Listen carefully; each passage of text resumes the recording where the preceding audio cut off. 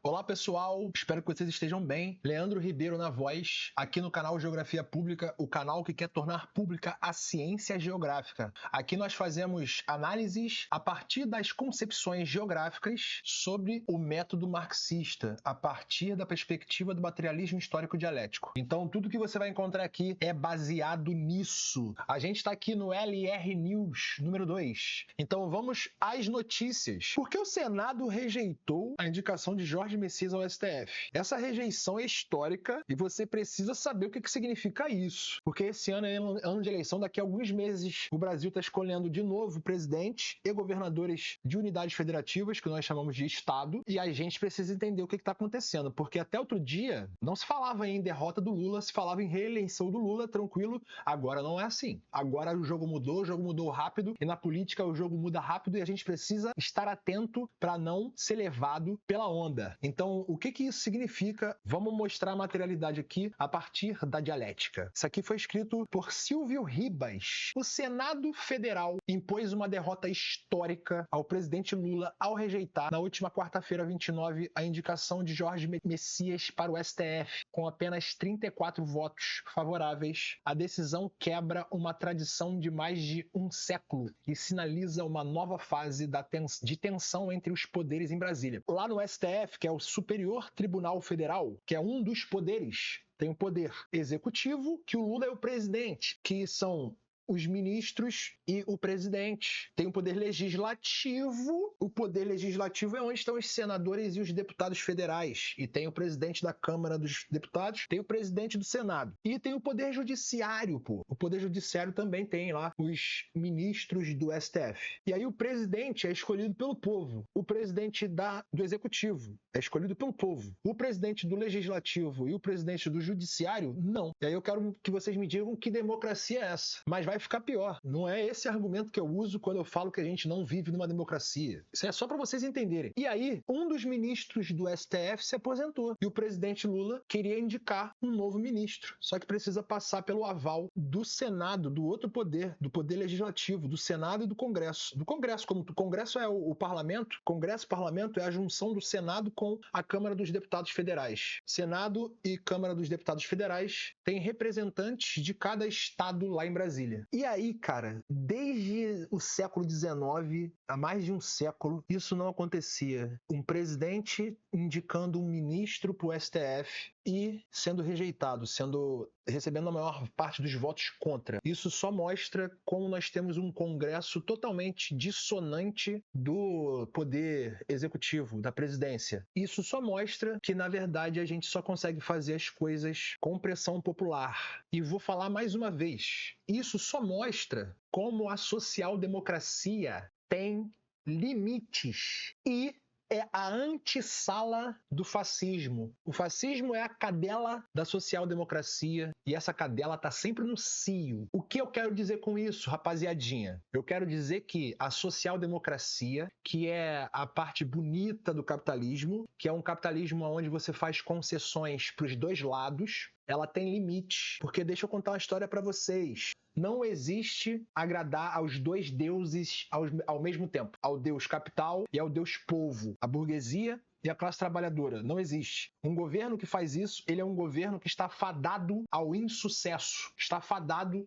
a um limite que vai colocar em xeque essa estratégia. Por quê? Porque o capitalismo tem crises sistêmicas. E toda vez que o capitalismo entra em crise de não realização do capital, e aí sempre vai ser chamado o fascismo, porque o fascismo ele é o botão de emergência do capitalismo. Toda vez que o capitalismo entra em crise, a social-democracia cai para a direita, e aí a gente tem o fascismo trazendo soluções fáceis, colocando a culpa em quem não tem culpa para simplesmente se colocar como antissistêmico para conseguir perpetuar o próprio sistema que já está posto na ordem burguesa. Então, quando a gente fala de social-democracia, que o Lula faz uma governança de conciliação de classes, isso tem limite. A gente não vai conseguir fazer mudanças históricas, a gente não vai conseguir ganhos estruturais e mudar a realidade da classe trabalhadora que vive para trás trabalhar e passa por essa existência sem experienciar o mínimo do que poderia experienciar, a gente só vai conseguir isso quando a gente romper com essa lógica. Quando a gente superar o modo de produção capitalista a partir de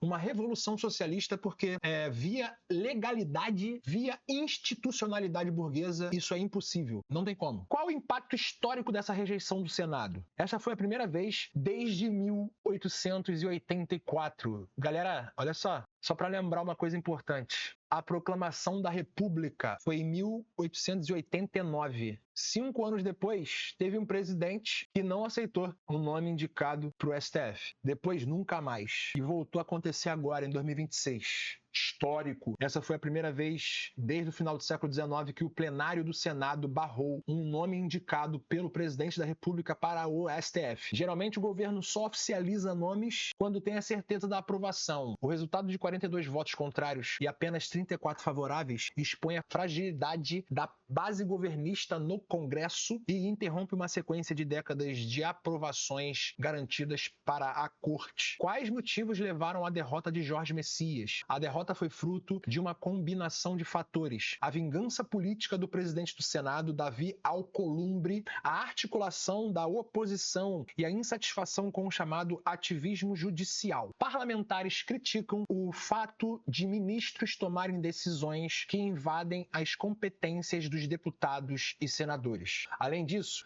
a forte identificação de Messias com o governo Lula pesou contra ele em um cenário de polarização política. Como a oposição reagiu ao resultado da votação? Líderes da oposição, como o senador Flávio Bolsonaro, que é o grande adversário do Lula agora na corrida presidencial de 26, comemoraram o desfecho como prova da falência da sustentação política do governo. Para eles, o Senado cumpriu seu papel de reequilibrar a República. Alguns parlamentares acreditam que essa vitória dá forças para levar adiante pedidos de impeachment de atuais ministros do STF e para exigir que os novos critérios de escolha não sejam baseados apenas em amizade ou militância política. Olha só, o que me chamou a atenção aqui foi essa parte aqui, ó, reequilibrar a República.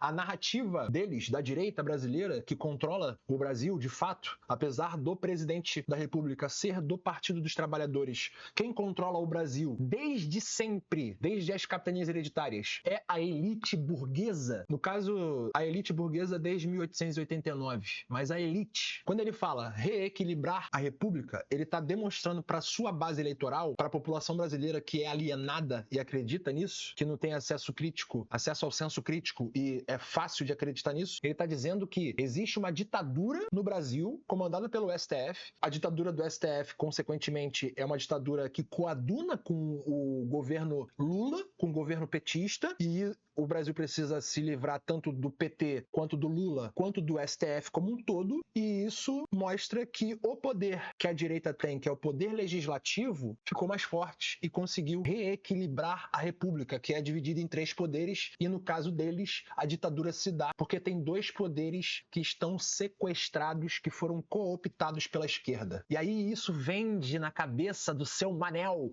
isso vende na cabeça da Dona Maria, isso vende na cabeça do panguão que acha que sabe de política e não sabe de porra nenhuma. Isso vende, porra. Isso é fácil de vender. A vaga permanece aberta e há um clima de pressão para que o presidente Lula não faça uma nova indicação imediata. O líder da oposição, Rogério Marinho, sugeriu que a escolha fique para o próximo presidente eleito em 2026. Olha só que jogadão, hein? Que jogadão. Isso é quase um cheque. Se Lula indicar outro nome agora, encontrará um custo político muito mais alto e um Senado muito mais rigoroso, o que endurece as negociações por cargos e emendas no curto prazo. Traduzindo, se o Lula indicar mais um, vai perder de novo e vai ficar mais feio. Agora, qual foi a oportunidade que o Lula perdeu nesse momento com todo esse assunto? Primeiro, indicar uma mulher negra, indicar um comunista, indicar alguém que vai militar de fato, que vai acabar intercedendo pela classe trabalhadora de fato lá no Supremo. E aí,